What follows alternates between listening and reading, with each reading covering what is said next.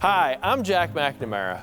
The New Orleans Mint first produced coins in 1838 and eventually closed its doors in 1909. Today, the Mint building is home of the famed New Orleans Jazz Museum. However, the first floor has been dedicated to a mint museum, and I'm going to show you around right now. This bullion cart was used to lug huge portions of precious metals from department to department at the New Orleans Mint. This scale was used to weigh silver and gold that was then struck into O mint mark coins. This scale can weigh down to 1/1000th of a grain and as high as 750 ounces. These graphite crucibles were used in the late 19th century at the New Orleans Mint. They were used by the melting and refining departments to melt large amounts of precious metals.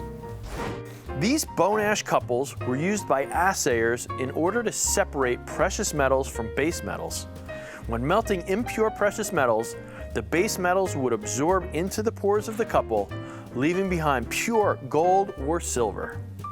These were used to weigh samples of precious metals. Once metals were formed into elongated strips, this cutting press would punch out planchets from the strip. Using this machine, about 225 planchets were able to be punched out every minute. After planchets were created, they'd be struck with the individual coin designs. This original screw press was used at the New Orleans Mint. This Morgan & Orr coin press, built in 1868, would have struck 1,500 coins an hour using 200 tons of pressure, and was much more efficient than the screw presses that were used prior. After the coins were struck, this table was used to give coins one final inspection before they were released for circulation. This table was composed of two endless belts. One side of the coin was inspected on the higher belt. When the coin fell to the lower belt, it would flip to the opposite side. If any defects were found, the coin would be removed and melted. In 1861, the Confederate States of America took control over the New Orleans Mint. They were able to strike only 4 Confederate States half dollars.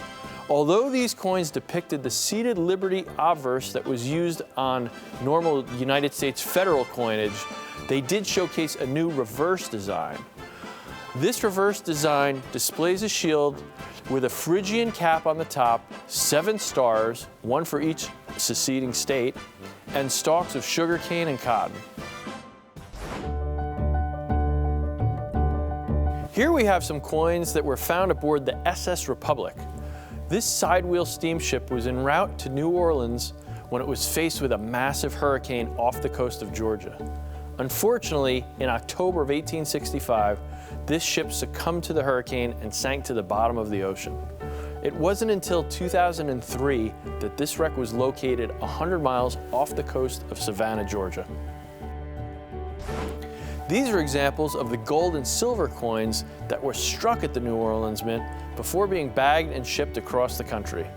The New Orleans Mint struck many coins, including gold eagles, double eagles, Liberty-seated dimes, Morgan dollars, and barber coinage. Finally, the coins were packed into one of these bags, which were used to transport the coins up the Mississippi River after being struck at the New Orleans Mint. This calculating machine was created in 1895. At the time of the New Orleans Mint, this was a state-of-the-art piece of equipment. Machines like this were limited to the bookkeeping department. Departments such as the coining department would have instead used wooden counting boards. The rest of the Mint building is now used as the famous New Orleans Jazz Museum. You can visit both museums the next time you're in the Big Easy. Until then, I'm Jack McNamara, and thanks for watching.